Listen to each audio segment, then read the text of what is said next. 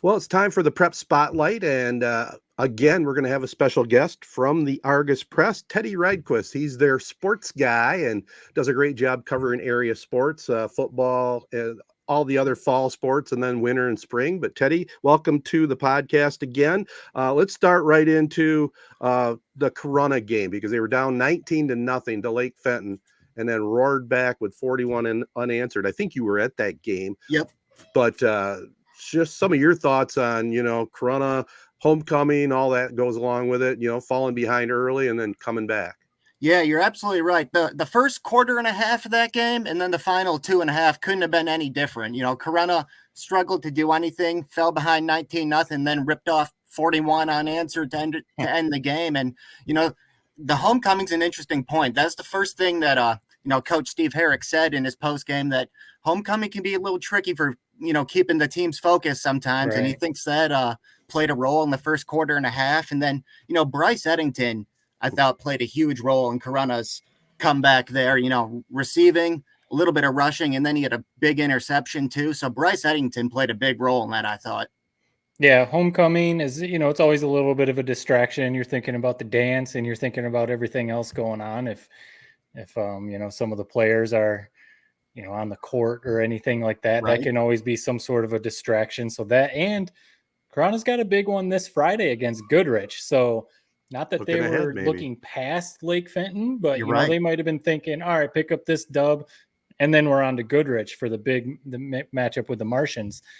So that's a big one, obviously. I assume you're going to be looking at that one coming up, Chesaning and Ovid-Elsie, and there's a bunch of other big games in the area coming up in these next few weeks.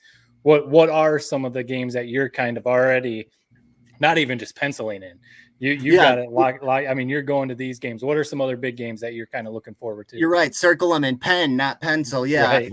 I like, for sure, this Corunna Goodrich game at Goodrich. This is going to be a huge game. Corunna 5-0, Goodrich 4-1. And then, you kind of touched on it there, October 11th. So not this coming up Friday, but the one after, that Chesaning at ovid-elsie game. That's most likely going to decide the MMAC, the Mid-Michigan Activities Conference. So these next 2 weeks, those are the two games that I'm really looking forward to. One of the teams that's maybe a little bit of a down year this year, New Lothrop. The big storyline with them is keeping their playoff streak alive. How do you see it going down the stretch with them? I know they've got a couple tough matchups still remaining. I think Montrose, I think Ubley, even. Right. How do you see their season panning out down the stretch? Yep, you're right about the streak. Made it every year since 2000, 24 years in a row, I believe. Crazy. And it is. That's unbelievable. And I hope I'm wrong, but we were kind of talking about this at work the other night. It's looking like that streak is probably going to come to an end this year. I mean, just given how tough we know the MMAC is, and that but the positive thing for New Lothrop is that they're playing a freshman quarterback now, Carson Agnew. He's looked really good at times. So it's probably just going to be a 1-year speed bump if they do indeed end up missing the playoffs, and the future is looking pretty bright for them. Yeah, they're always reloading. That's the situation with Coach Galvis over there. 24 straight years playoffs. That's a pretty incredible streak. So Absolutely. If this is the 1 year they don't make it, they're going to be motivated to get back in the playoffs. For sure. I was going to ask, so we were talking before we started recording, I'm sure Ted and Jared have other football questions, but I always think it's crazy this time of year, really, in any season. Spring is very busy too, even the winter. But how do you manage? Luckily, the football games are, for the most part, always on Friday, unless you're covering JV. How do you manage your schedule?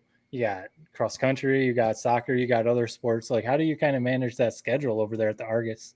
You're right. And I'm thankful that I have, Matthew and John, a couple of coworkers that help a little bit. But the big thing, we know football on Friday. So Friday's kind of blocked off entirely for football. And then, on the, Monday through Thursday, I like to try to hit the other sports. Soccer's a big one here in the fall, boys soccer. And, we talked about cross country a little bit, and then volleyball too. So I try to hit those ones Monday through Thursday, because we know football, it's all football on Fridays.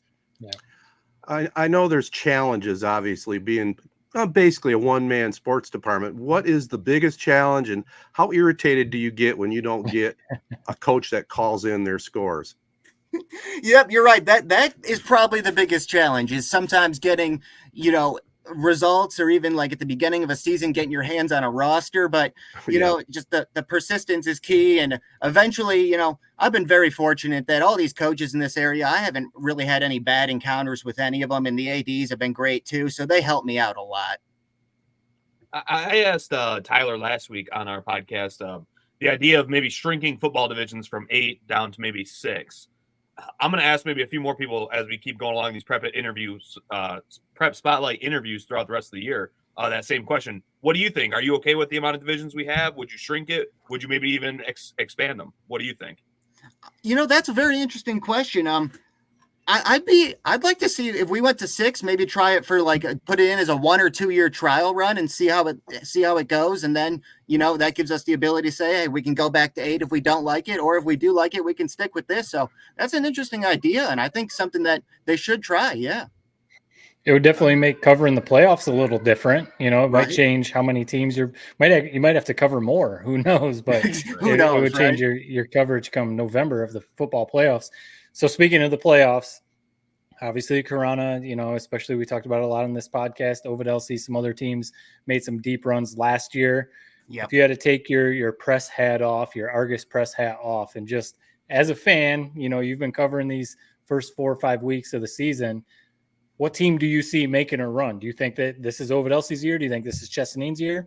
Can Corona do it again, kind of get things rolling towards the end of the season? What team are you seeing that might make it to Ford Field? The 2 teams I like a lot is Corona again, and then I like ovid-elsie too. You know, Corona, there was obviously, you know, questions coming in, replacing, you know, the best quarterback and wide receiver they've ever had. But the couple of games I've been at, they've certainly passed the eye test to me. So Corona's another big one. And then, the reason I went with ovid-elsie over Chesaning is I'm just a big believer in Trice Tokar, that senior quarterback over at ovid-elsie. He's the real deal. And, you know, they came so close last year, and I think they could get it done this year. One last question from me, Teddy. You mentioned Bryce Eddington. You just mentioned Trice Tokar. You know, I think about last year in our area, the top players were the Bauer twins and Eddington pretty unanimously. Yep. I think we're a little bit more spread out this year, and each team has a couple pretty decent players. Who's been some of the guys that have really stood out to you outside of maybe Trice Tokar and Bryce Eddington this year? Yeah, you know, I've liked Odo Wilkerson a lot at Corona. He's had some big games. And then another guy that's, you know, just a perfect high school running back over at Chesaning's, Braden Florian. He's, you know, rarely does it take one defender to bring him down. It's usually 2 or 3. I mean, he's just ripping off 6, 7, 8 yards per carry. Florian ran for 2,000 yards last year and probably going to do it again this year. So he's a player I really like a lot too. Mm-hmm. 2 questions for you. One here, high school related.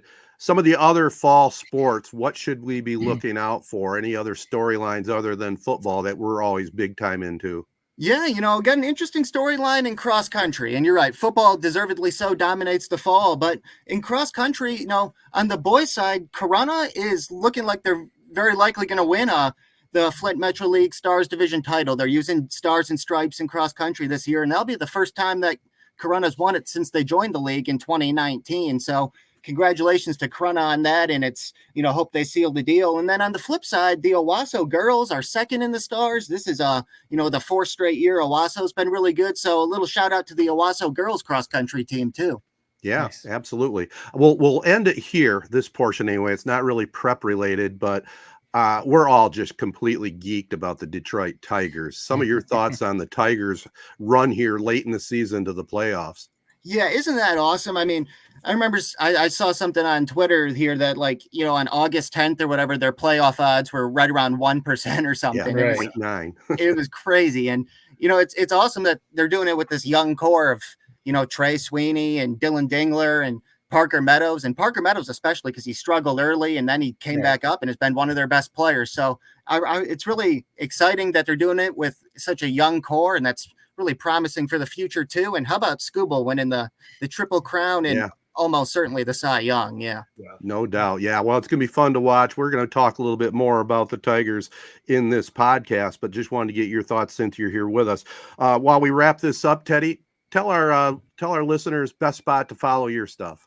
Yep, the best spot to follow my stuff is on, the X, formerly Twitter, at Teddy Rydquist 88. Yep, I mean, big on Friday nights, tweeting out football scores at the end of every quarter and everything. But then throughout the week, too, I'll put cross country and soccer and all the other stuff on there, too. So that's definitely the best spot to follow me.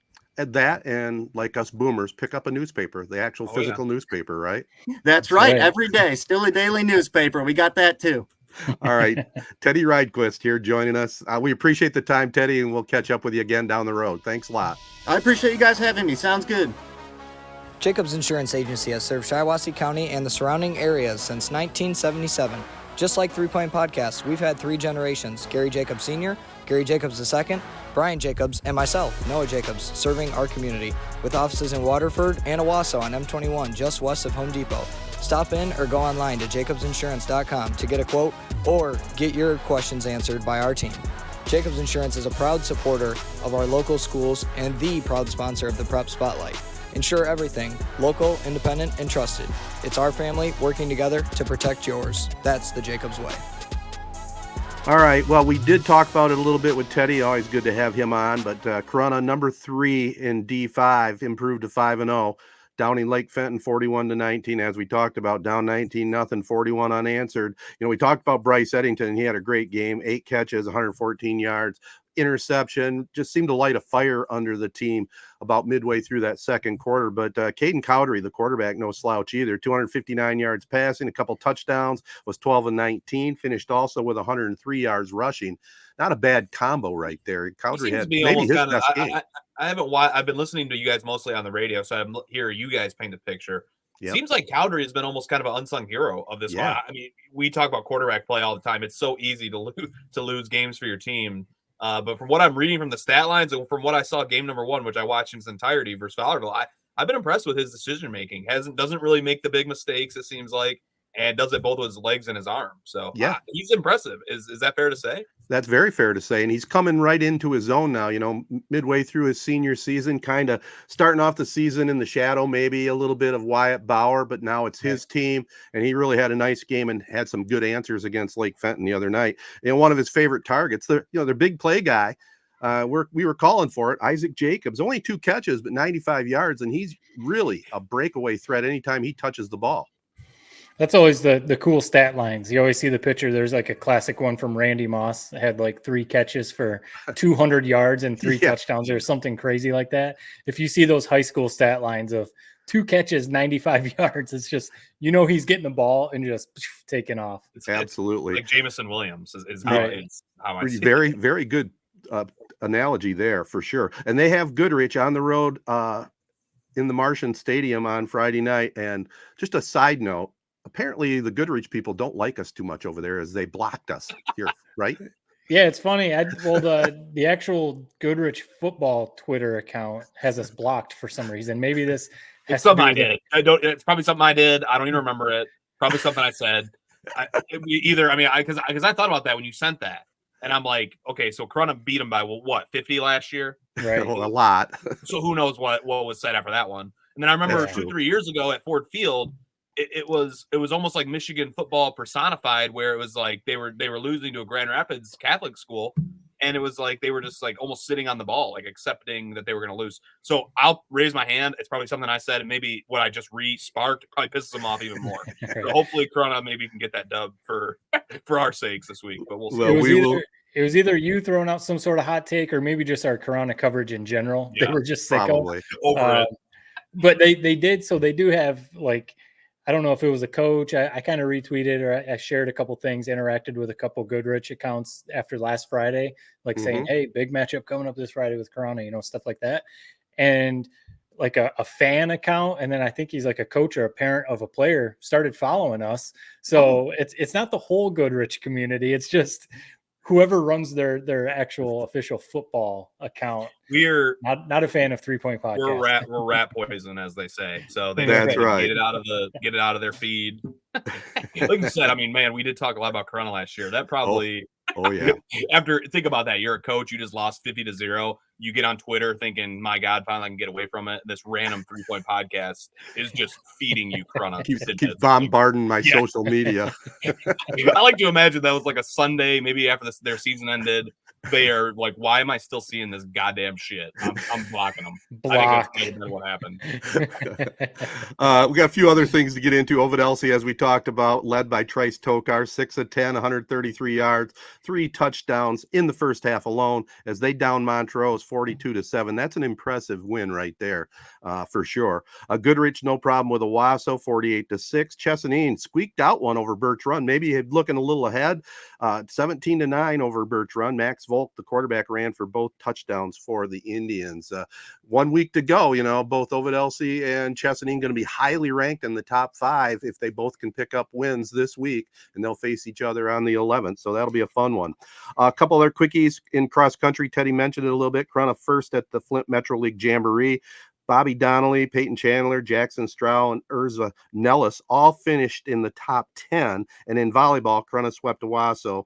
Mackenzie LeCure had 15 kills and 4 assists. So busy time. Yeah, big time. I was gonna throw something out. Yeah, I was gonna throw something out there. So Perry, I have some connections over there. They're having a tough season. They're winless on the year right now. We know former Corunna Cavalier Steve Bentley is their head coach over there, and my nephews are playing. My nephew Eli's a sophomore. He kind of dinged up his knee, so he's been hurt for a couple of weeks, but I think he's coming back soon. Nephew Brady, who's a senior though, is having an awesome senior year, even on tough season for the team overall right now. But it's their homecoming this week. He's on the court, so he's up to be homecoming king. And I'm not sure how they do it at Perry, if it's like they choose a king and a queen. I'm not sure on all those details, but he's up for that. And he's top 10 in the state in tackles. I saw that. Yeah, my family's kind of keeping me up to date, and I kind of message him a little bit too. He's not big on the stats right now. I think he's trying to just stay focused on the season. But yes, I think according to Max Preps, he's like number 6. But go ahead, Jared. Seems like he's like the security blanket on that defense. He's a safety set, almost kind of like a rover position. It's always nice to have a guy like that who, in open field, can make some tackles to save from a few touchdowns. That's usually where that role comes in. But it also doesn't bode very well for wins when your defensive backs leading it in tackles. That's for sure. Yeah. He could be saving a few more tackles, so it could be a couple other bigger blowouts. But still, it is cool to see Brady Burns up there at the top of the list in tackles in the state. And it's cool. I don't know. I don't want to put you on the spot, man. I don't know what their schedule looks like the rest of the year. But is there that game where they're kind of circling, like, hey, we got to get a dub. Let's go. Like, this is our game to get it, almost. Honestly, it might be this week. They play Dansville for homecoming. So maybe this is the game, homecoming. Let's go. Probably a big crowd there in Perry, for homecoming. Dansville not very good either. So maybe this is the one. It's like this is the one, because then pretty sure next week they have Pewamo, Westphalia. So that probably will not go well. But yeah, this is the one. Homecoming, Dansville. Get the win. Go Ramblers, man. That's for sure. And that CMAC is a tough league. There's not a lot of breathers in that league for sure. No. All right. Well, this has been the Prep Spotlight presented by Jacobs Insurance Agency. And we'll be back and talk a bunch of other sports, including our Detroit Tigers, right after this.